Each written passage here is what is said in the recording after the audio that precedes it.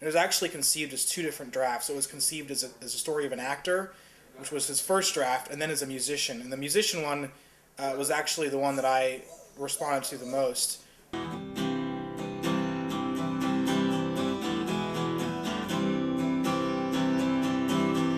came here to pursue a dream, thinking that he couldn't be denied.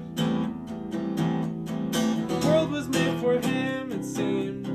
Nothing would go wrong if he just tried. Next pitch. When he got here, he looked deeper in the mirror, and he said, now I lie alone in bed, in a city where the love has all gone by. Honesty is good and bad, where liars live and good men go to die. The city of hypocrisy and lies will bring me down to my knees. The only ideology is greed, and that's all anyone sees. This isn't love, this isn't life, this isn't my American dream. American dream. This isn't my American dream.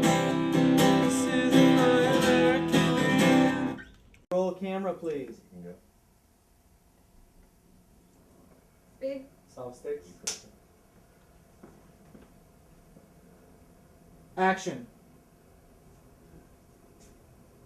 Hey man, There. I was thinking about going to a meeting tonight. Want to come? I promised myself I'd practice. Alright, cool. Cut. It was a really compelling idea, and so Jeff and I rewrote the script quite a bit to sort of take it in the direction that I had seen, which was sort of a at heart I think it's really a drama, but there is this sort of comedy in it. Key meeting real quick. Okay, quick So- key meeting. We're gonna switch to night. We're gonna have the camera. It's gonna be over here.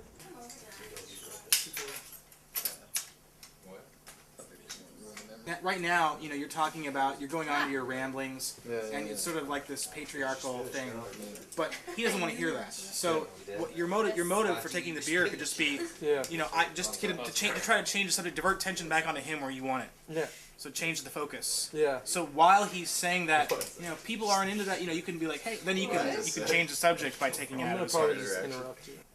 There you go. Roll camera. Is that good? Just don't move. Marker. Action. A whole world that consisted of a strip of highway where somebody put a stoplight. Central conflict of the film, what Drew does to become popular, doesn't really. There's not really any sort of real betrayal there, because actors do that all the time in life. They steal material from other people. They, you know, do a monologue. You know, to go and perform a monologue and have it be from real life isn't that much of an exploitation, really. In fact, that's kind of encouraged, I think. Whereas what this is something different entirely. It's writing a song that will carry on, that'll exist independently, that's explicitly someone else's personal life exposed. My name is Rob Ullett, and I submitted for the project through Actors Access, but I sort of know John, the director, from the last project I worked for at Chapman, which was actually for our first AD on this shoot, Cameron Sawyer, and John on that shoot was the first AD. And so I'd been talking to him and asking him if I could come in and read for this, and so I submitted for it, and he brought me in and had a couple auditions, and things went well, and here I am. Alright, roll camera. Marker. Frame. Action. Let's just talk outside. Talk about what? This? Just wind me up and watch me go, right? Get me all liquored up so I spill my guts out. I'm sorry. My friend is. I'm not your fucking friend! You don't know what a friend is. Oh, I did what I had to. What have you ever done for yourself?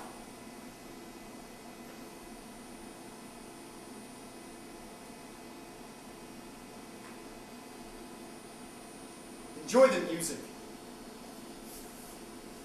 Cut. That's a cut. Sorry. Okay. Good. You know, the first time I read it, I thought it was really kind of a gripping little story about these two sort of struggling artists and the way that they're kind of going through life and approaching each other and sort of the way they live together and interact, and how Hank's problems sort of feed into Drew's ability to write songs. And I think it's kind of a neat symbiotic relationship that they kind of have. This one is a little bit more unusual for me. Generally speaking, people kind of get me to play the more like the socially awkward, nerdy guy, right? So a lot of comedy stuff. So this is really great for me to flex my dramatic muscles, I suppose. So yeah, it's a bit different, more different than some of the stuff I've done. From the stage toward the audience. How long would it take to set it up? 15 minutes. On Hank, we don't have a shot of Drew's POV looking at Hank. We really need it. Okay. Is there anything we can do right now? I mean, I could be setting that up on the stage while you guys prep. We could set up like 1, 2K. Yeah. Can we? Can we Do it, Drew.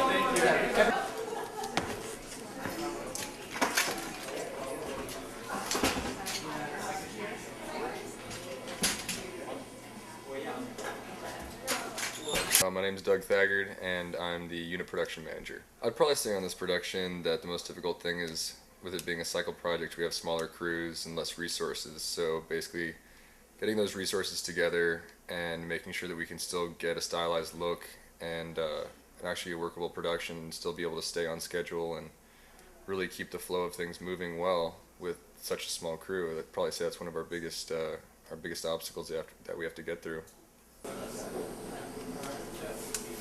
So, John, we have 15 minutes to get these two shots.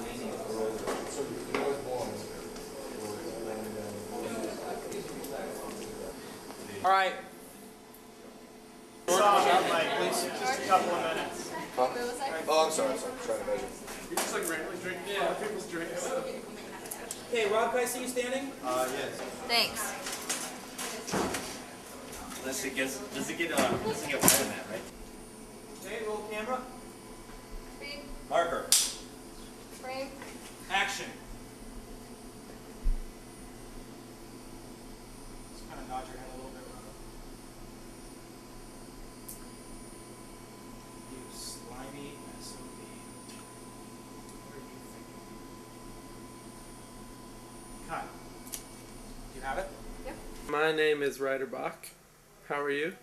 I mean, it's a cool story. It's I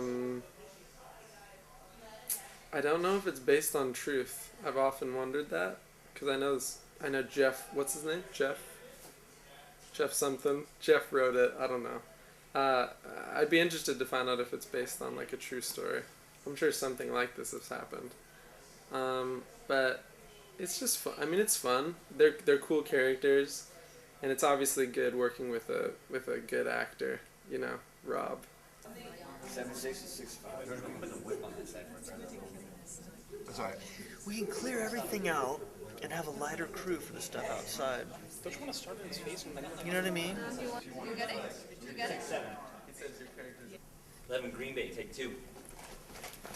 Roll camera. Speed. Marker. Frame.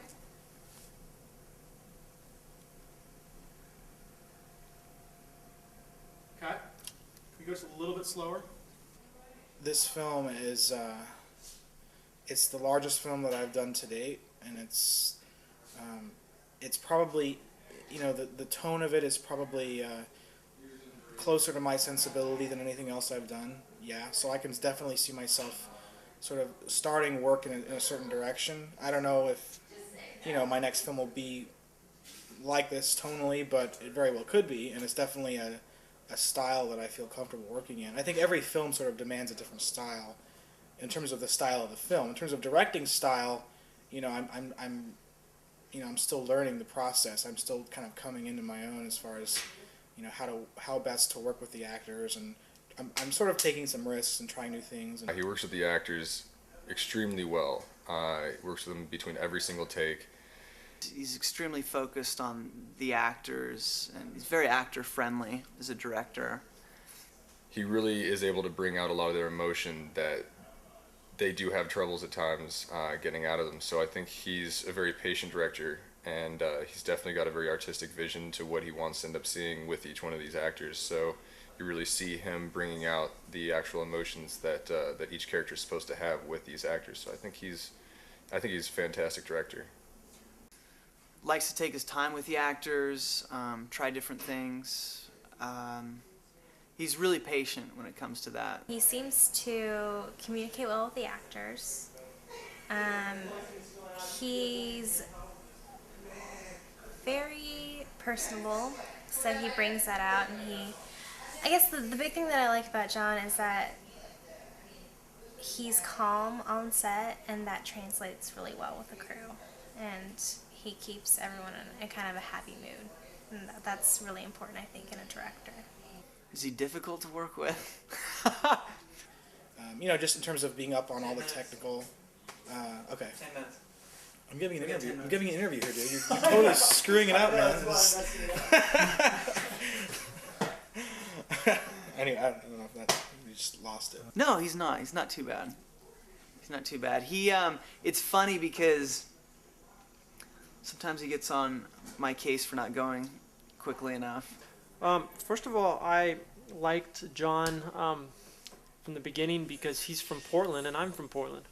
So it was fun for me to meet another Oregonian. John's cool. I like John because I think that we communicate on a really good level together.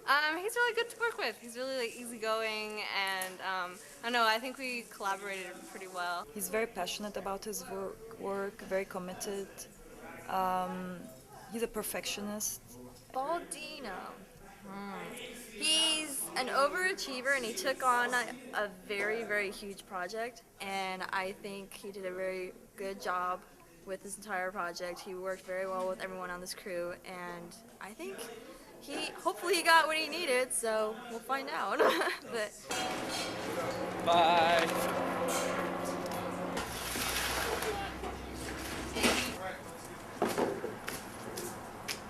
Great experience. Enjoyed every bit of it. It seems like everybody is really know what they're doing, and the coordination is wonderful. The performance of everybody on the set is fantastic. I mean, we have to expect a pretty high level of performance considering the fact that we do have such a small crew. It was awesome. I was very impressed, and especially with the camera girl. Everyone steps up to the plate and has been ready to go to bat for everything we need. So I'd absolutely say that I have no complaints at all with our team at all. The crew is cool. No big fights yet, but we're only halfway through. I think that this crew is great. The crew's doing really well.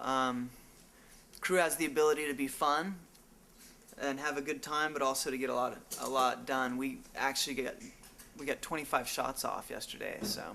I'm very happy with them, very proud of them too.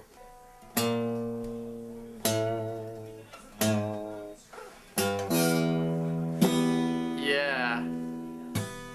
Working on a movie. It's getting real late. Working on a movie. I believe it's almost 8 at night, that is. Yeah. Working on a movie. Wish wishing I was getting paid. But hey, I don't mind because I'm hanging with some cool dudes.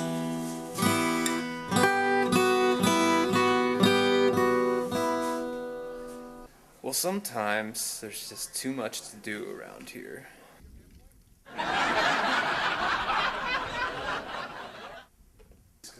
Oh man, I think the hardest is definitely the learning curve. This is my first set job being a grip, so being on the technical side of things is kind of challenging.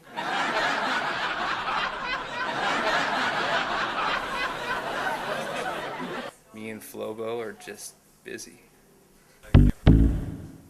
Busy, busy, busy.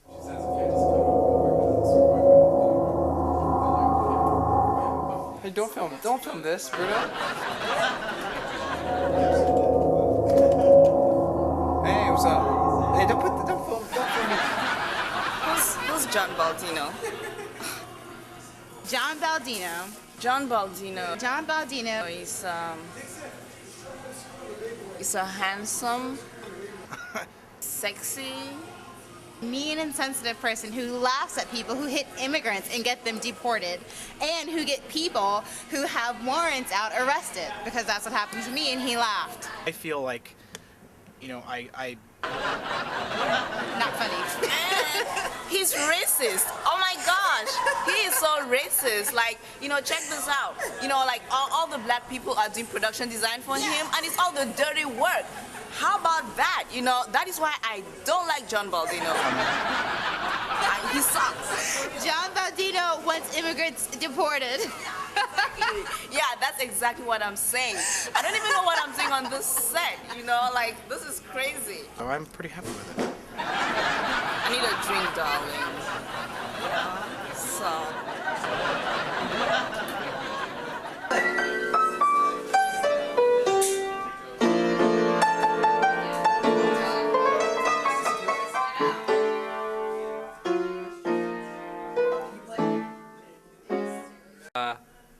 Since the first time I saw Rob, I thought, what a man, what a man. What a mighty good man. Mighty, mighty good man. And I'll tell you, the first thing I noticed was his lips. I know it sounds strange to say, but his lips seemed to pop as if there was a light accenting them. And I just really wanted to kiss him.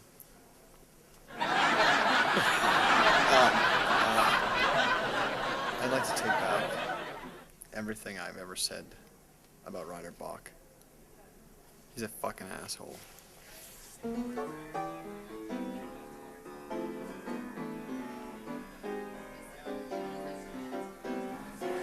find my body in Silver Lake tonight.